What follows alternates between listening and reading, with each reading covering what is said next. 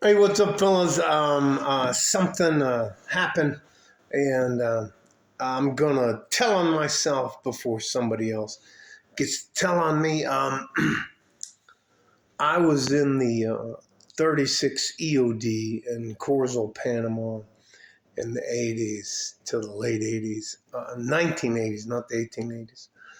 And I got a phone call today from a guy who's on his way to jail. Um, Well, actually, he was in jail and he called me from jail. His name is Patrick Garinger. And when I was in the 36th EOD at Corzo, Panama, he was the master sergeant there. So back down in that time frame, we were sponsoring uh, conflicts between Honduras and Nicaragua. There was a civil war in Guatemala. There was a civil war in El Salvador. They had Pinochet. They had the Sendero Luminoso and the Tupac Amaru in Peru. They had the M19 in Colombia.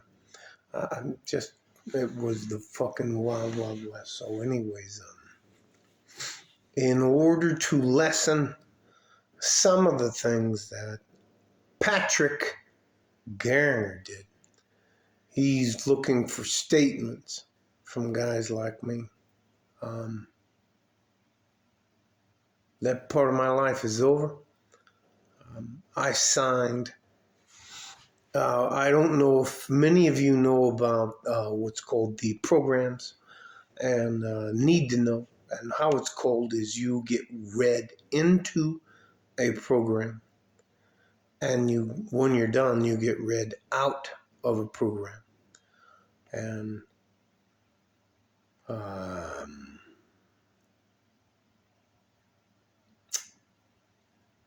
the guy who called me, and I'm not going to say his name ever again, is in trouble for doing some sketchy, bad things here on the border, where he did his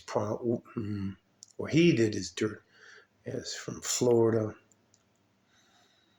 to Alabama. Anyways, that little Gulf part of that stuff, and he got caught. So that's not my fucking problem. And he's talking about he's gonna name names and do this, and I called.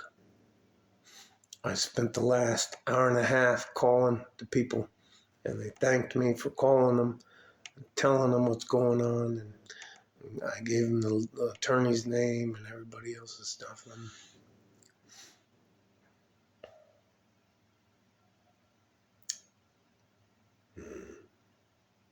if you don't believe that we make things go bump in the night, you're very wrong about the country you live in. I would rather fight the people who hate us on their front doorstep than to have them ever come to our homes, come to our country. So I did the things that I did. I've been taken care of, and I will never, ever betray my government or the people who helped me. Nobody put a gun to my head and made me do any of the things that I did. And those people who get caught later doing some fucking horrible shit that has nothing to do with what we did, and you try to put pressure on us. And this isn't the no. I got a couple. Patrick Garner, fuck you, and fuck your attorney.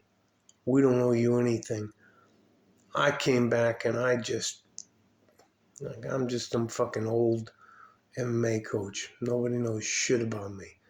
I'm not trying to prove anything to anybody. So, uh, and this is also to my affiliates. No, I like my life. No, I'm not looking to rat on anybody or tell on my man. Fucking man, you guys know what I'm fucking talking about. I'm not that guy. And anyways, listen. Nobody, and listen. I fought very hard to get inside of the teams. And I would love to tell you that I made it to the tier one teams, but no, I never made it to the tier one teams. Now, I tried out 3 times for Delta Force as an operator, and I was qualified, accepted, but not selected. And that was my last time, the third time I tried out. That doesn't mean that I'm disgruntled about it. I cannot tell you how satisfying it is to do the best that I can do and for them to be kind enough. They were never rude to me. They weren't brutal or anything like that. Thank you very much. We appreciate what you've done. You have been, what is it, selected or considered. Or whatever. Anyways, I just wasn't selected. And it doesn't fucking matter. But later on, because I got my feelings hurt, doesn't mean that I'm going to rat these guys out or try to tip. Nope. I picked my team. My team's the United States of America. I don't care. My government gets the opportunity to make mistakes. They get the opportunity to get things wrong. They're human beings. There's people, man. But I would rather be here. I cannot even tell you what it's like to have a government outside the United States. You don't want to ever be involved in that shit. So, anyways. My God, out of nowhere. Fucking watching the highlights between the Minnesota Vikings and the Cincinnati Bengals. They're both 7-6. I'm just trying to...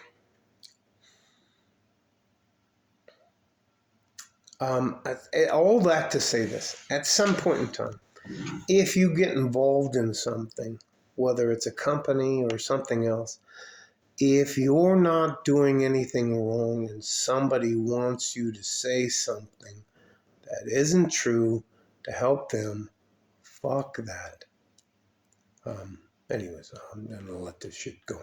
I can't even fucking tell you how crazy this shit is. Listen, I bumped around. I know about Pinochet. I know about Central and South America. I know about the Sendero Luminoso. I know about the Tupac Amaru in Peru. I know about the M19 and the FARC in Colombia. I know about the M20. I know about the Civil War in Guatemala and El Salvador. I know about all the crazy shit that happened on the border of Nicaragua and Honduras.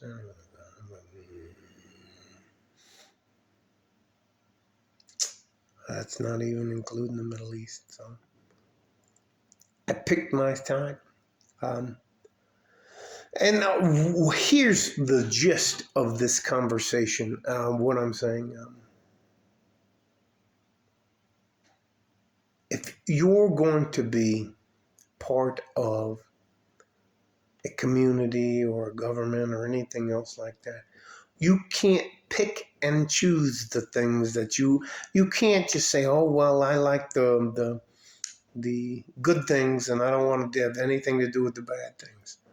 That's not how the world works. So you're either in or you're out, and you can't be in the middle of the road because both sides are going to run you over. So I already called, already turned in all that. Anyways, I got shit to do with that. The guys on my side, the guys that are helping me out there, like, hey, thanks a lot, man. If he contacts you again, call this number, blah, blah, blah. Yeah. And there it is. You and I, as men, we have a right to protect ourselves. And somebody that comes out of nowhere and wants you to draw a line in the sand and put everything you have worked for your entire life on the line because they fucked up, nah, you just let them burn. Let them twist and burn, just like I do. So maybe no. I'll title this "Let Them Twist and Burn." You don't owe anybody anything. Your lives are hard enough as it is. No, that's enough. Bye bye. Of course I missed the button.